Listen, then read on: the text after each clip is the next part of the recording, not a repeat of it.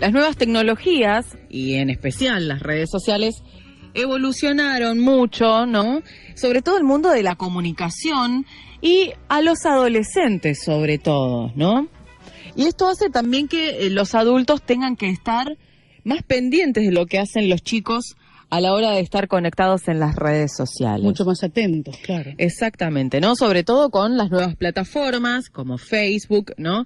Como Twitter, donde muchos extraños también tienen acceso a los chicos, ¿no? O se hacen pasar también por compañeros o por chicos de la misma edad. Es como que el avance de la tecnología permite que esté todo mucho más al alcance, también las perversiones y los peligros. Y que no esté controlado. Claro, claro. Justamente de esto sale el grooming. ¿Y qué es el grooming? Es un vocablo, por supuesto, inglés, que vincula al verbo groom, que alude a conductas de acercamiento, ¿no? Y comprende a todas aquellas conductas ejecutadas en las computadoras, en las redes sociales online, por justamente pedófilos, que serían los groomers, que se hacen pasar por chicos, como decíamos recién, para ganar la confianza a los chicos y, bueno, después pedirles fotos y acosarlos. Por eso siempre es tan importante la presencia de los padres junto a la computadora. Esto de que los chicos menores de edad tengan computadoras en sus cuartos es muy peligroso. Los aísla en un mundo al que nosotros no podemos llegar, en el cual nosotros no tenemos injerencia y no tenemos control. Porque vos entrás, te cierra la página. Sí.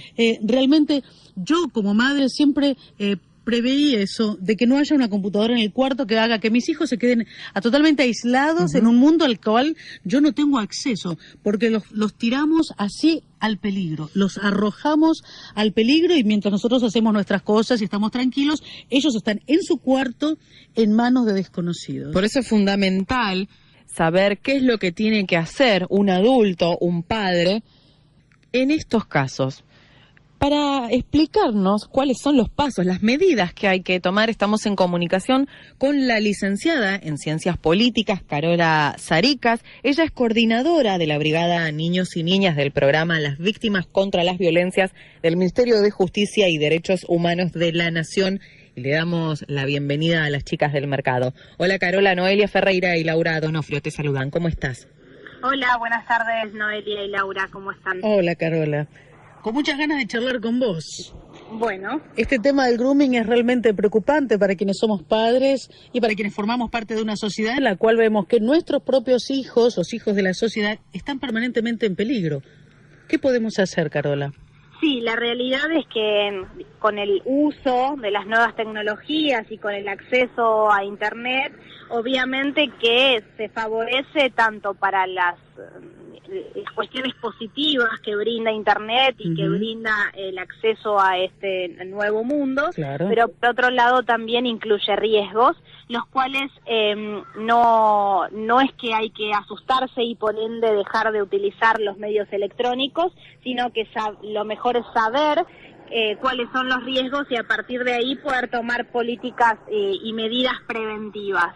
Es por eso que estaba escuchando cómo ustedes enunciaban algunas de las consignas y me parece destacable decir que, bueno, que lo primero que hay que saber es que es un delito que existe, que digamos que está presente y que toda niña, niño o adolescente está en potencial riesgo de ser víctima de grooming. Por lo tanto, si nos asustamos o si prohibimos o si culpabilizamos, no es el camino adecuado. Lo mejor es interiorizarse, saber, conversar con los adolescentes, con los niños acerca de los riesgos, no solamente del riesgo del grooming, sino de todos los riesgos que tiene que ver con brindar los datos personales y brindar información personal y mandar fotos y videos de sus vidas porque la realidad es que los niños brindan mucha información. Después terminan siendo víctimas de grooming, pero llega el caso que este abusador sexual ha conseguido toda una serie de datos de a qué colegio va, de dónde vive, de cuántos hermanos tiene, digamos, cuáles son las actividades extracurriculares que realiza. Claro, o sea, todo. se va, claro, entonces es mayor es mayor el enojo de los padres y mayor el riesgo y el miedo que tienen después de también querer efectivizar una denuncia. Generalmente, disculpa una pregunta, ¿generalmente se trata de alguien que se hace pasar por un niño o niña? Generalmente se hace pasar por alguien, por una niña o niño, y entonces... Logra la confianza. Claro, logra la confianza, se ponen a conversar acerca de algún juego o algo que los vincule a nivel social. Yo te conozco, yo te vi a la salida de la escuela y la realidad es que vos a mí todavía no me conocés, pero sos muy lindo y me gustaría conocerte. Y empieza toda una serie de seducción que obviamente tientan al niño o niña a que continúe con la conversación. Porque, por ejemplo, para un niño de 11 años que una persona se haga pasar por un floppy y le diga: yo tengo 13 años y te vi en la salida de la escuela y me gustás mucho, es obvio que el niño se va a sentir tentado a seguir hablando con Floppy, que tiene 13, y que la realidad es que si él tiene 11 es como... como muy tentador para él hablar con una chica que tiene 13 años. Ahora, yo, madre, me acerco a la computadora y descubro una de estas conversaciones y por algunos rasgos me doy cuenta que es un adulto. ¿Qué hago? ¿Lo puteo? ¿Lo denuncio? ¿Lo escracho en las redes? ¿O borro la conversación? ¿Qué tengo que hacer yo como madre? Por eso, es muy importante poder identificar qué cosas son conversaciones que puede tener una persona que se hace pasar por un niño, pero en realidad es un adulto, a que efectivamente se produzca el delito de grooming. Son cosas diferentes. El delito exclusivamente se produce cuando el niño o la niña o el adulto que se hace pasar por niño envían fotos o videos o se muestran desnudos a través de la cámara web. O sea, las fotos y los videos tienen que ser de índole sexual. Si eso no se produjera, no hay delito de grooming. Entonces, si la gente desconoce qué es lo que tiene que hacer, o si su hija, hijo, conocido, conocida fue víctima del delito, nos tiene que llamar y nosotros vemos la conversación, le pedimos los datos, la asesoramos a la persona a ver si quiere realizar una denuncia, siempre y cuando se haya producido el delito. Si no se produce el delito, lo mejor no es hacernos pasar por a jugar a ser cazapedófilos. Esa no es la solución. La solución es siempre llamar al órgano gubernamental, claro, que está encargado de eso. Que vos decís la línea 137, por ejemplo. La línea 137 atiende bajo el radio de la ciudad de Buenos Aires. Y también tenemos un 0800, que ya lo hemos pasado en alguna oportunidad en la radio de ustedes, que es 0800-222-1717, atiende 24 horas todos los días y recibe llamadas de todo el país. Entonces, si yo descubro una conversación así, pero no ha habido intercambio de fotos de índole sexual, no hay delito. Pero no solo puedo, lo que yo intentaría es prevenir este delito. Totalmente. Entonces, siempre me puedo comunicar con ustedes y decirles: mira, me parece que mi hijo, mi hija están cayendo en una red, están cayendo en una conversación. Claro, porque puede ser el comienzo de eso, ¿no? Exactamente. Y pedirles ayuda a ustedes. Totalmente. Y muy importante conversar con los adolescentes acerca de los riesgos de Internet, como para que, porque los niños y adolescentes saben más de tecnología que los adultos. Entonces, tener un vínculo cercano respecto de eso, y no culpabilizar pensando, o no prohibir. Si uno prohíbe el acceso a la computadora o a tener una red social o demás, lo único que facilita es que el adolescente se sienta cada día más tentado a tenerlo. Entonces, usarlo de forma responsable y considerando que, que este tipo de situaciones, pueden suceder, y que si suceden hay que hacer la denuncia, porque es la única manera que tenemos de poder localizar a este, como se denomina, pedófilo, y realmente poder encauzarlo judicialmente para que se lo castigue por el delito que cometió. Ese es el único modo. Entiendo. Ahora, volviendo al tema de que esto se trata de un delito cuando hubo intercambio de fotos, entonces estarás de acuerdo con lo que dijimos con Noelia recién al comienzo de la nota, en la cual pusimos en claro que a mí, personalmente, y creo que a vos también, Noelia, no nos parece que los niños menores de edad tengan que tener sus computadoras dentro del cuarto. Porque allí les estamos dando un espacio de privacidad demasiado grande para su edad y los estamos dejando en manos de desconocidos. ¿Vos qué opinás?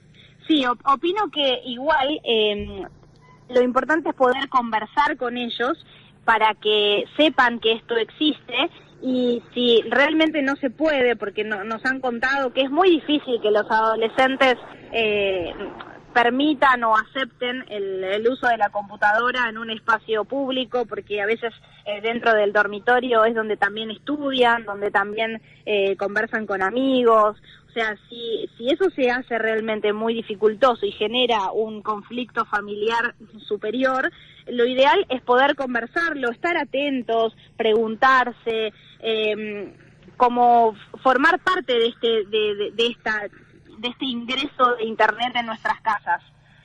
Y así, bueno, de este modo también vamos a trabajar de manera preventiva con los adolescentes. Sí, es complicado. Carola, ¿sabés de alguna existencia de, no sé, alguna aplicación o alguna manera de poner algo en la programa, un software que pueda hacer como, no sé, de alarma ante estos casos? ¿Existe algo parecido? Existen formas de bloquear páginas de contenido, digamos, sexual o de contenido de adulto para niños, páginas. Pero estamos hablando de que este tipo de situaciones aparecen en páginas que no son en general bloqueadas, porque son redes sociales las más comunes, Facebook, las páginas donde se chatea, páginas de chat, el Messenger, el WhatsApp, porque también por el WhatsApp se puede provocar una situación de estas.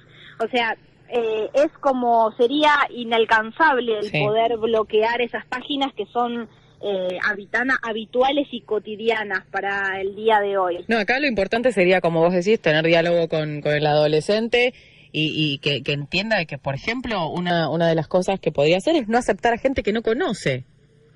Esa es una de las opciones, sí, no aceptar gente que no conoce o saber, digamos, que de los riesgos a los cuales se expone constantemente cuando contesta preguntas de índole privada y familiar, y que las fotos que se envían, o sea, que sean realmente responsables en el envío de sus fotos y sus videos. Porque actualmente hay mucha...